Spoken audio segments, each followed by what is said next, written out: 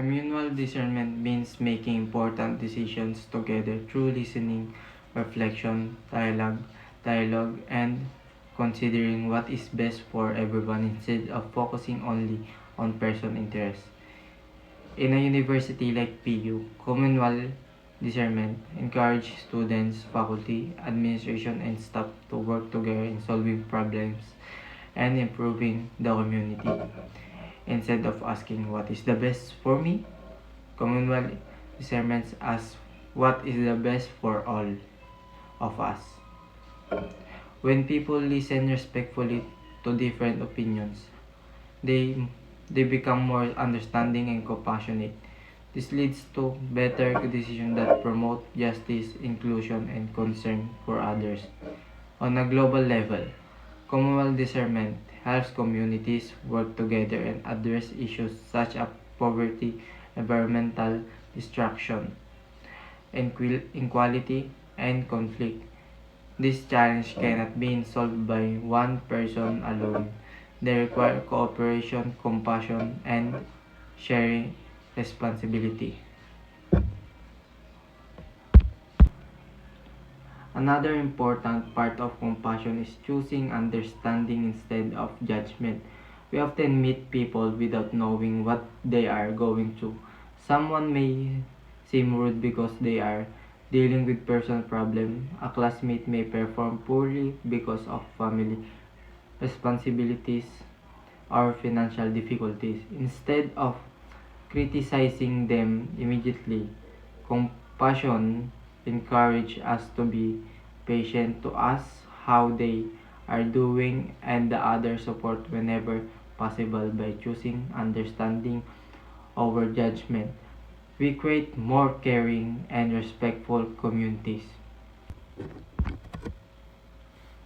Today, I will be sharing my understanding of compassion, how it is expressed, is caring for other people and environment, and the role of communal discernment in making Philippine University or PU and the world a more compassionate place.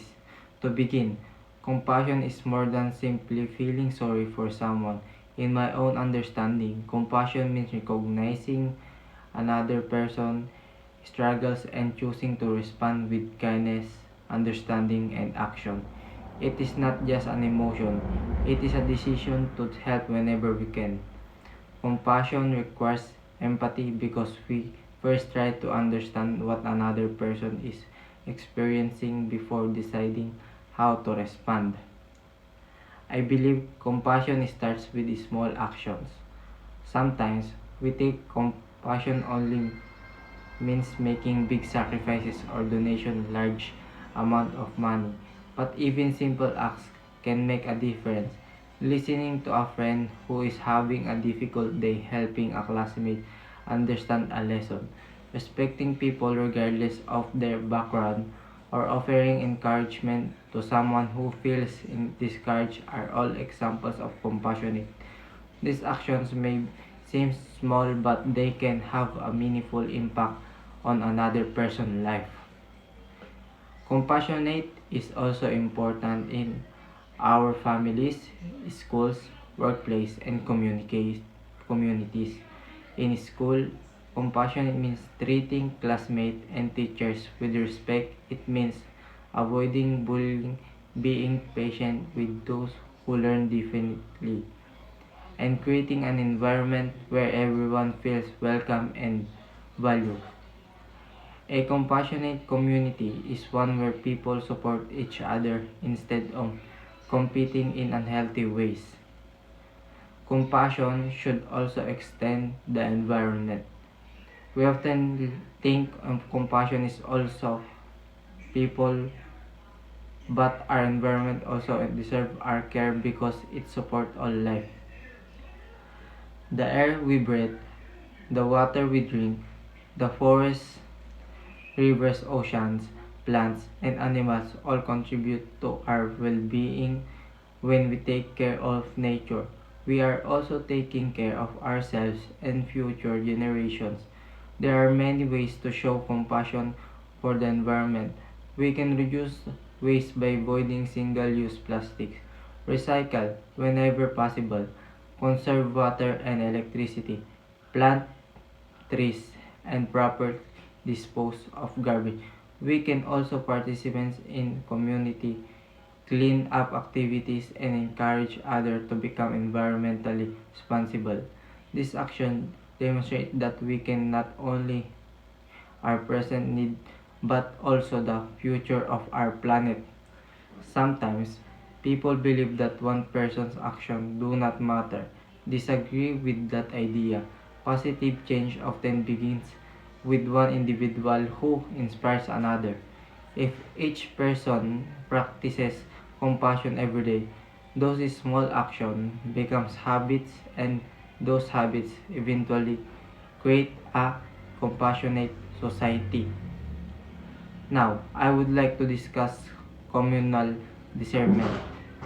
Communal discernment means making decisions together through careful listening, respectful and dialogue, reflection and consideration of what is best for everyone rather than only for ourselves. Instead of making decisions based on only person opinions, people listen to different perspectives and work together toward the common good. I believe communal discernment is important because no single person has all the answers. Every individual has different experience, knowledge, and ideas. When people respectfully share these ideas and genuinely listen, another better decision can be made. It also promotes unity because everyone feels that their voice matters. In PU, communal discernment can help create a more compassionate campus. Students, faculty members, administration, and staff can work together to identify problem, develop solutions that benefit the entire community. For example, if students are experiencing mental health challenge, the university can listen to students' concern and improve support services. If there are environment issues on campus, everyone can participate in planning recycling programs, waste management projects, or tree planting activities. Communal discernment also teaches us respect. Even if we disagree with someone, we should still listen with an open mind. Respectful conversation often lead to better understanding and stronger relationships. Compassion grows when people heard, feel valued and included.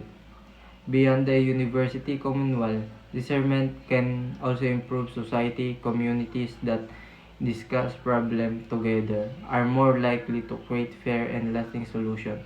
Whenever addressing poverty, environment protection, education, or public health, cooperations allow people to combine their strength and work toward the common good instead of individual interests.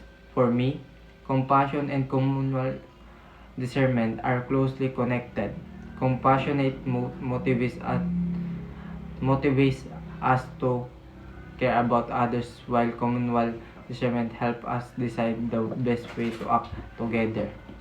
Compassionate without action means only a feeling while communal discernment ensures that our actions are truthful, inclusive, and beneficial to everyone. In conclusion, compassion means recognizing the needs of others and choosing to respond with kindness, empathy, and action. It is expressed through caring to people, protecting the environment, and helping build communities where everyone is respected. Communal discernment strengthens compassion by encouraging people to listen, reflect, and make decisions together for common good. As students, we may not able to solve every problem in the world, but we can always choose to be compassionate in our daily lives through small acts of kindness, environmental responsibilities, and cooperating with others. We can help make PU and world a more compassionate place. Thank you very much and have a wonderful day.